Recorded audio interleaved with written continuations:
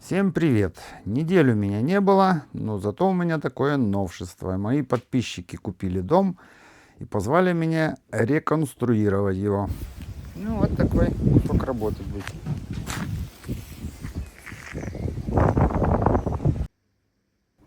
Взял я с собой дрона посмотреть, чего там с крышей, чтобы не лазить по лестницам. Что-то тут подтекает, вон, может, видите, черные пятна. Ну, а так крыша более-менее. Сливы там надо подделать. Здесь еще один слой гуайны положить, то есть этой толи, ну и почистить саму крышу. Видите, как дрона телепает. Сильный ветер был. Этот балкон непонятно, будем сносить, не будем, потому что это помещение тоже сделано нелегально. Ну, в общем-то, напомню, что все эти пристройки, если вы не собираетесь продавать квартиру, ничего в них страшного нету. Здесь вот такое вот, этот мох надо поснимать, все более-менее. Окно возможно заменить вот это в крыше, посмотрим.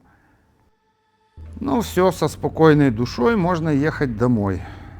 Поснимал размеры, потому что здесь жили, видимо, какие-то наркоманы. Ну, видите, там, судя по обстановочке, ушли, половину разгромили. Мусора не собирали там, наверное, лет 5-10. Даже со спутника фотографии сделаны с кучей мусора. Купили эту квартиру одна семейная пара, которая сейчас проживает в другой стране. Но они не рассчитывают то ли переехать потом, то ли типа пусть будет, вложили деньги. Купили очень дешево. Ну там до 50 тысяч получилось со всеми документами. Ну, в общем-то, если ее привести в порядок, цена дома будет под 150 тысяч. Район отдаленный от Рима, но тем не менее полчаса. В общем-то и я живу полчаса, но с другой стороны. Мне немного неудобно, потому что туда-обратно у меня получается около 150 километров. Даже если я еду на газу, все равно у меня получится в день около 10 евро. Так что в планах у меня обустроить одну комнату, и скорее всего я здесь буду спать. Раз-два в неделю буду ездить домой. Ну а вам будет очень интересный контент для любителей, что можно сделать из никакого дома, потому что эта пара немного в шоке от того, что они купили, и они не верят, что вообще с этого что-то можно сделать. Ну, я их успокаиваю, что, конечно, можно. Главное, конечно, чтобы были деньги. Денег у них не очень много лишних, но будем экономить. Вот пока начинаем с ворот входных, потому что даже это, когда те уезжали, все сняли, продали по максимуму. Ну а ворота минимум 500 евро, 1000. Ну, мы нашли где-то с калиткой за 600. То есть меньше, наверное, уже и не было бы. Ну, конечно, чтобы и вид, и качество какой-то был. Причем таких домов по Италии, поверьте, очень много. Все зависит от того, насколько вы сможете в нем жить, насколько вы, чем вы занимаетесь и рассчитываете. Вот они выйдут на пенсию, их устраивает этот дом, потому что они в основном работают за компьютером. Сама вот эта Светлана, она художница. Кстати, может быть, кому интересны картины, обращайтесь. Ей сейчас особенно надо денежку зарабатывать, она говорит, придется усиленно рисовать. Вообще у нее есть свой сайт, продажи идут неплохо, на этом она тоже зарабатывает. Мне, кстати, понравились ее картины.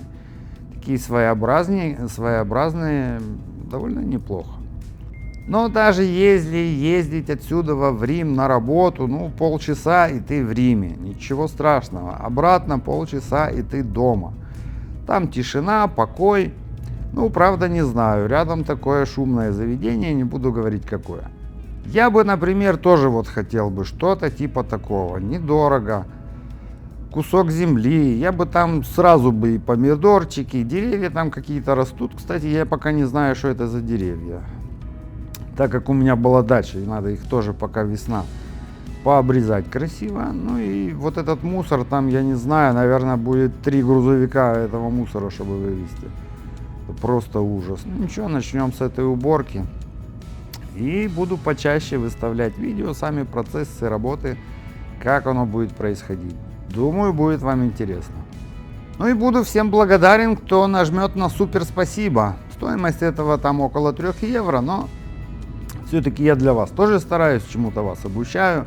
Да и мне не столько эти 3 евро нужны, даже не идут там эти 3 евро, а там 1,5 доходит, потому что часть YouTube забирает.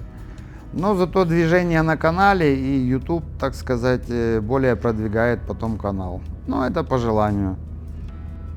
Мы же иногда просто входим в церковь, чтобы дать кому-то за поману, да? Так что здесь у вас есть тоже возможность. Кстати, это была первая Светлана подписчица, которая мне действительно угостила меня кофе. Называется это «Супер спасибо минимальное на кофе». Да и многим подписчикам, кто купил квартиру, кто хочет заниматься ремонтами, вы сможете посмотреть сам процесс работы, качество моей работы, и, возможно, мы с вами тоже как-нибудь сможем работать. Потому что для сравнения я вам напомню, что я работал в нормальной фирме, на нормальной зарплате вроде бы. Но сама система, сам принцип этой фирмы я просто не понимаю. Я вам тоже советовал, не берите эти фирмы, даже если есть у них бонусы какие-то. Вам эти бонусы выльются просто, спать ночами не будете. Я вам сейчас покажу кадр. Я закончил в октябре месяце. Дом покрасил. И я вам покажу, сейчас уже середина февраля. Кто помнит этот ремонт, что я делал здесь напротив дома? Вот это все красил я. Трубу эту устанавливал. Вот я дошел до сюда, покрасил. Они должны были убрать эти леса. И я думал, что я доделаю, и все будет готово. И закончили это они где-то, не знаю, в ноябре-декабре, в начале декабря.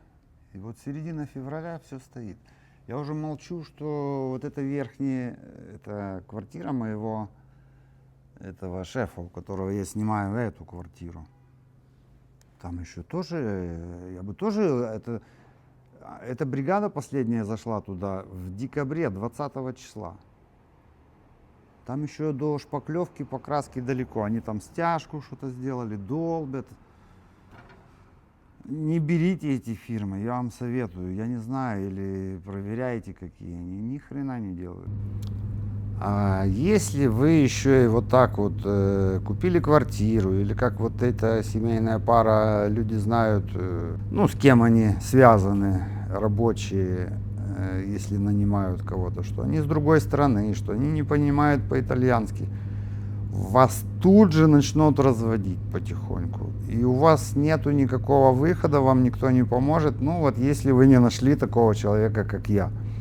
То есть мне не нужно ничего никому обманывать. Да, я не буду работать за копейки, но я и не буду ни с кого ничего драть. Если я настолько универсальный, я объяснял и гидравлику, и электрику, и все. Но я не буду там ломить цену, что я сегодня супер электрик, а завтра я супер гидравлик. У меня плюс-минус, мне все равно, что делать. Что красить, что электрику делать. Просто тратится время на это. А время оно деньги. Вот и все. Вообще не понимаю, кто считает, что почему покрасить или заштукатурить стену это легко, а соединить провода это сложно. Для меня вот все одинаково, представляете?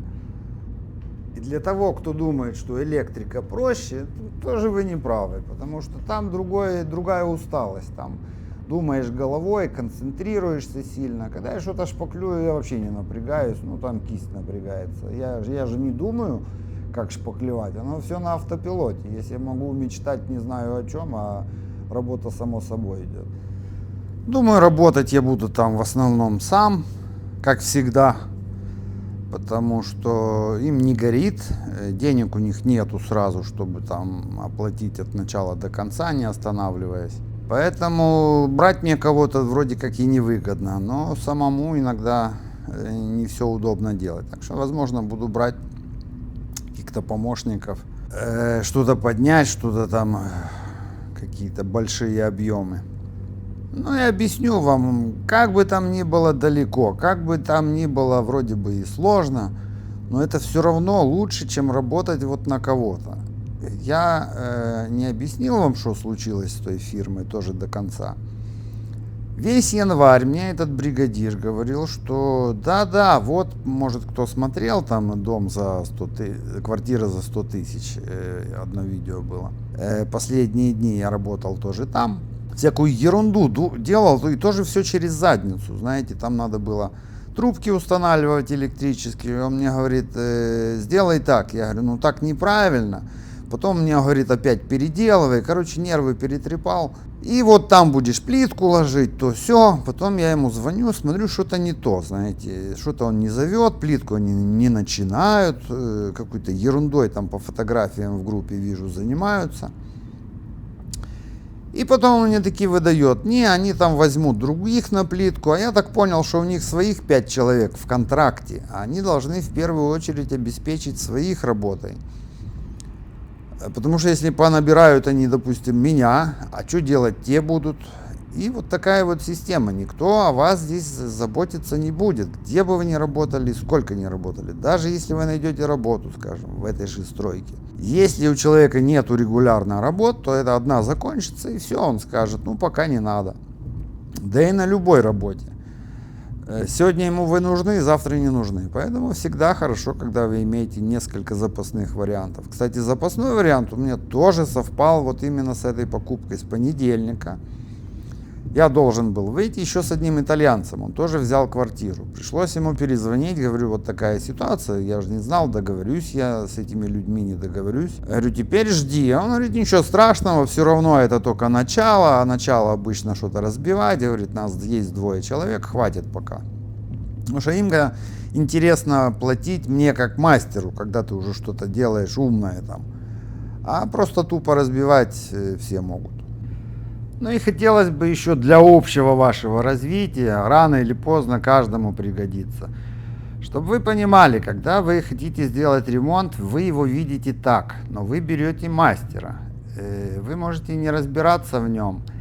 И ваше видение, оно вообще может никак не совпадать с мнением того человека, который будет делать. Но особенно если это какой-то человек, который разбирается в этом. То есть есть определенные стандарты на определенную работу, есть какой-то опыт, который показывает, если сделаешь так, то потом случится это, если сделаешь так, случится другое. Вы-то не можете этого понимать, потому что у вас его нету. Во-вторых, скажем, каждый клиент хочет сэкономить, каждый рабочий хочет заработать. И здесь самое главное найти вот эту золотую середину, чтобы всем было не обидно и удобно. Ну, как бы вы ни старались, по-любому теоретически должен выиграть мастер, который будет работу делать, потому что по-любому у вас вылезут непредвиденные расходы, к которым даже ни вы, ни он не будет готов. Ну и, наверное, важно тоже понимать правила. С деньгами, как говорил Остап Бендер, надо расставаться легко. И, кстати, это действительно так. Я где-то даже когда-то читал, что пришла вот вам балета по-итальянски или там счет за газ, за свет. Мы все обычно материмся, злимся. А если вы будете относиться к этому, ну как, люди же работали, кто-то эту энергию создал, мне ее домой сюда поставил, кто-то мне эти счета выставил, написал, прислал. То есть система работает, и в этой системе работают люди, каждый хочет получить зарплату, правильно? И то есть вы должны, я, например, действительно, я так плачу, я не трясусь над счетом, сколько мне надо заплатить. Ну, 20 евро больше, 20 евро меньше. Ну, так получилось. Значит, напрягаю задницу, иду больше зарабатываю. Ну, я не трясусь, и мне не жалко платить эти деньги, потому что, наверное, так должно быть. Не знаю, как вы к этому относитесь. Пишите в комментариях. Также и здесь рассчитали вы, ну, я, наверное, вот в 10 тысяч уложусь. Посчитали 10, прибавьте на всякий случай 5, еще пусть это будет 15, но вы будете спать спокойно и будете к этому готовы. Поверьте, так всегда легче, чем вы будете начинать экономить, трястись над каждой сотней евро, и в конце концов выйдет нервозный. Знаете почему? Потому что потом мастер начинает нервничать. У него он хочет одно, а он это не может сделать. То ли надо купить дешевый материал, то ли надо что-то недоделать. И все, падает интерес к работе, руки иногда опускаются, потому что ты не знаешь, как сделать дешево, потому что это сложно. И что самое еще главное, что когда вы вот это все нормально идете, вы мастер и клиент, умеете договариваться, в конце и работа выходит как бы и красиво, и качество, и мирно, и дружно. А если бывают, мне попадались еще, когда я помню, с братом в кузне работал, вот делаем одну и ту же работу. Ну что, варишь палки, купил, согнул, сварил, все, забор готов. Но иногда попадались такие клиенты, что ты не можешь, что она хочет что-то такое, что невозможно вообще сделать. Объясняешь, человек не понимает. И вот мы с братом тоже сидели, говорит, ну вроде одну и ту же работу делаем. Одна идет как по маслу, а другая как проклятая какая-то. То болгарки ломаются, то это самое. Все из-за нервозности. Поэтому всегда важно сохранять какую-то добрую, понимающую для всех обстановку. Я иногда тоже закрываю глаза. Ну да, не получается у меня в этом месте заработать, значит получится в другом. Я имею в виду в какой-то точке объекта даже. Не каждый день может идти работа быстро, это тоже нормально. Ну вот так что мне, по-моему, повезло с такими вот вроде бы доброжелательные люди. Света, привет, я знаю, что тоже будешь смотреть, тебе комплимент. И твоему мужу передашь, вот в этом месте Андрей тебе помахал рукой, сейчас я помашу. Не нашел я помахать, нашел похлопать. Муж у нее классный, но он не понимает ни по-русски, ни по-итальянски. Он чисто по-английски. Ну что интересно, она говорит, что он не все вещи, вот то, что понимаем мы, понимает он. Так что вы представляете, как сложно вот нам, мастерам. У итальянцев один характер, у наших другой характер, у англичан третий характер. А вы должны ко всем найти подход. У меня еще есть один недостаток. Как говорится, инициатива наказуема. Я часто, наверное, слишком много лезу со своими советами. Но дело в том, что по практике, сколько раз я людям советовал, они меня не слушали. Нет, я хочу вот так. Проходит 3-5 лет. И происходит все равно, как я говорил. Если бы сделали, послушали меня, было бы лучше. Почему? Потому что у меня большая практика. Я иногда просто подсознательно чувствую, что это неправильно, это не так, это нехорошо. И объяснить иногда невозможно, потому что это я и сам не помню. Я просто себе делаю правила какие-то и просто по ним живу и работаю. А рассусоливать, вспоминать, где что было, как, почему, это долго, скучно и вот так вот. Так что следующее видео я уже покажу, сниму вам, что там внутри творится, с чего начну. Вот начать сложно, когда я начал потихоньку, все уже идет как по маслу. Ну а здесь у меня начинается трафика, полдороги проехал хорошо. На этом видео буду заканчивать. Подписывайтесь, не забывайте на мой канал. Особая благодарность тем, кто досмотрел до конца. YouTube тоже учитывает время просмотров.